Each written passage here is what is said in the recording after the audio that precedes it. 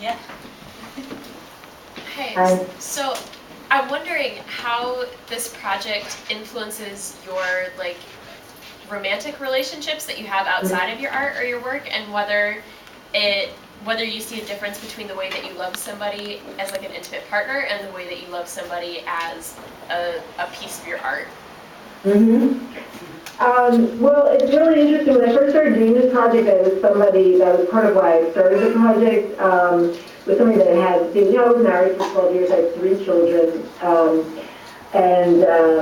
but, I had been in many romantic relationships before my marriage and after my marriage, and, started falling in love really young, and, actually, when I started the project, I actually did not get in a relationship for a while, which was the first time for me. Mostly I was so compelled by the work. And, I had a few little affairs. And then the last couple of years I was in a relationship that actually just ended and was really interesting. And actually, if you go to my website, there's a link to my blog, which was a lot about that relationship, because I considered that, even though, it was highly intimate, was a real love affair, I consider that a love project. Because by that point, I was just thinking about love all the time. So there, on the blog, I wrote, 2 years of the relationship, I wrote a lot about it and really looked at, sort of scientifically how I was feeling, after being in love and talking to so many people about love.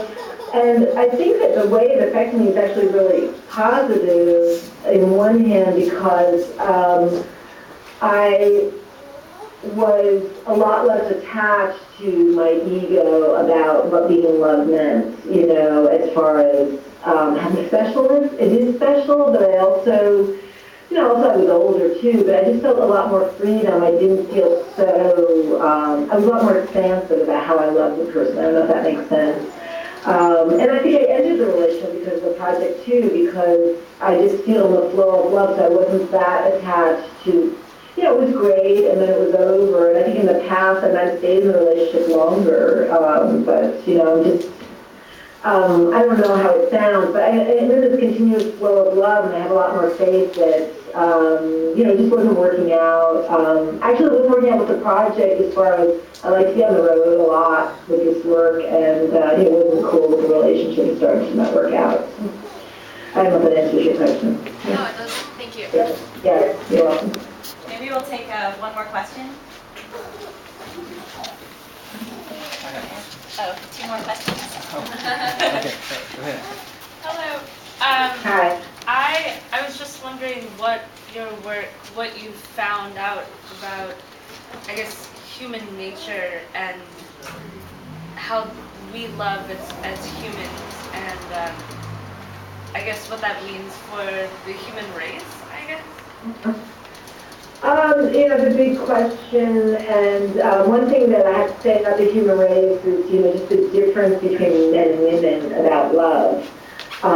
Not, and I hate to stereotype, but I just feel like, women were a lot more receptive. Of course, it's woman to woman, but, I've had love affairs with women, and, I think it crosses over because it's a highly charged situation. You get to meet with this person, and there's all this excitement, and I just feel like women were a lot more receptive to what was happening in the moment, whereas, and I love men, so it's not criticism of men, but I feel like men had a lot more, and of course it's a male-female thing, a lot more expectations about what love meant and how it should be, which I thought was really interesting. And I think it's less so the younger they are, so I feel like that must be a change culturally, that the younger the men were that I dealt with, the more receptive they were. And the older they were, the more formed. But that was not true of the older women. The older women were just as receptive as the younger women. So I think that's really interesting. But, the biggest thing, and it's not true of everybody, but, enough people for me to think of, people who really feel like they have not been seen in love. People who've been in many relationships, and they felt like they had this opportunity, and they would tell me these secrets that they never told anybody, which, people tell bartenders and things like that too, but I just thought that was so interesting that they felt like they had this opportunity to really be seen, and it was such a small instance. So, I found that, maybe like 7 out of 10 times, people had something that they wanted to tell me that they had never told anybody, which I thought was really interesting, that people were in relationships and were withholding this information from their lovers who didn't feel safe in some way. So, but I mean, I could answer that question for a long time, but those are two things I think of off the top of my head. So, yeah. Okay, one more. Okay. You said after you began this work, like after the first 20 times, it changed your life, and you described some things that happened in your career. But I'm curious if you could talk a little bit more about what some of the processes were that went on inside of you. How did you see yourself change? Yeah,